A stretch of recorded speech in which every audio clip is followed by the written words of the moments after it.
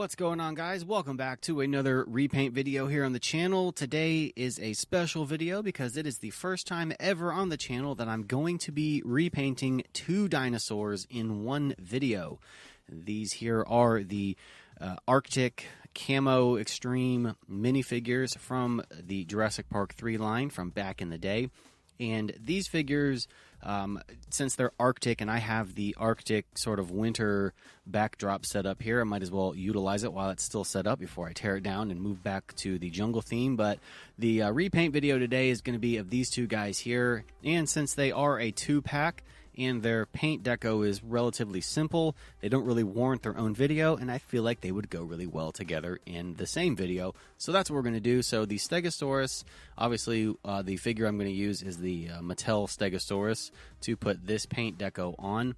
And then for the Spinosaurus, unfortunately the Spinosaurus is really hard to come by these days. And there's a new one coming out, but I don't have them just readily available. So the dinosaur I'm going to use as a substitute is the Sukamimus, and this guy, I have several of them, and he's kind of cool looking. He's got that sail on the back, which I think will do really well, as sort of a stand-in for the Spinosaurus figure. But we've got a lot to cover in the video, not a lot of complicated painting, but two dinosaurs is going to take up some time, so we want to make sure that we can bust through this video quick. So we're going to start off with the Stegosaurus, have him primed in gray, and my goal with the color is to create sort of an icy skin tone. And if you saw the Arctic T-Rex video that I did last year around Christmas time, you'll know that you could just go in and paint it white, but I like to kind of take things to the next level. I like a nice kind of icy, cool looking skin tone, not just flat white, right?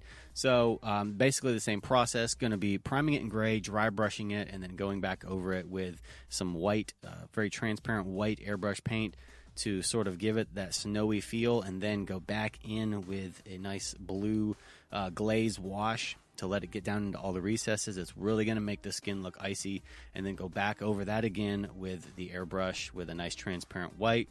Just several layers of sort of this icy skin tone to kind of give it that general cold effect. Now I'm going to move on and paint the plates on the back. This is super simple. It is just black matte acrylic paint, and I am using the minifigure as a reference. This is coloring at this point. It's really easy to just kind of look at something and see what color does it need to be, and you just color it in. No skill required for this, just a slight steady hand once you get down to where you can see the plastic ends on it, but very, very basic. So now that we have the black painted, it's time to move on and do the gray sort of camo striping that the minifigure has all over its body, and kind of cool looking pattern going on here. I guess it sort of acts as like camouflage or whatever, but we're going to try and mimic that with the airbrush with some flat gray in here and just kind of create some patterns and some designs all over the body. Nothing fancy. Moving on, the orange stripe. The orange stripe to me seems like a poor color choice for an animal to have to blend into the snow, but it is what it is, so we're going to go ahead and do that. And you can see here I've sort of followed the general mold design on the Stegosaurus, and that is done by taking some orange and very meticulously going in and painting each and every little scale that you want to be orange, and then go back in with the airbrush with a different color orange and do a transparent layer of orange over that. It's going to give you a couple of nice little orange colors in there and make it look really cool up close and in person.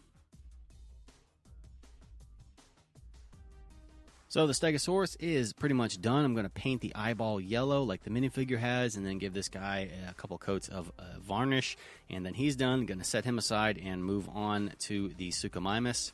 Now I have the Sukamimus primed in gray because, like I said, we're going for that icy cold color using Tamiya surface primer. It's the gray surface primer to prime these figures, and the underside of the Spinosaurus minifigure has sort of a dark charcoal belly, so I'm taking some dark gray in my airbrush and hitting the bottom of the stomach and the top part of the ridge of the sail area up on top to sort of create that dark and light color tone.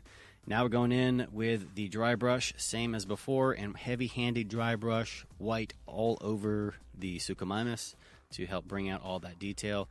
Kind of has like that sort of gargoyle skin tone.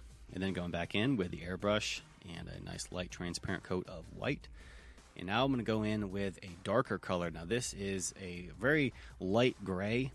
And what I want to achieve is sort of this dark gray, light gray to the white gradients on the top part of the body. And I want to pick out some of the scales, so I'm letting the dry brush up against the raised areas to make them pop, and then leave that white in between the scales, and it adds detail. And every time I go back for another pass with the dry brush, I'm adding a drop of black into the paint that I have already to darken it just a little bit, and then that way each pass is a different shade of gray, and it kind of helps blend it all together. And now to finish off the gray sail on the back, I'm going in with my airbrush with a little bit of this transparent dark gray and just hitting that very top area and lightly blending it down into the rest of the body. And that's pretty much it for that dark gray on this figure. Going to go over and paint the eyeball a really nice bright yellow to really make it pop on that cold, cool skin. Paint the claws matte black on the hands and the feet. Don't forget the dew claw.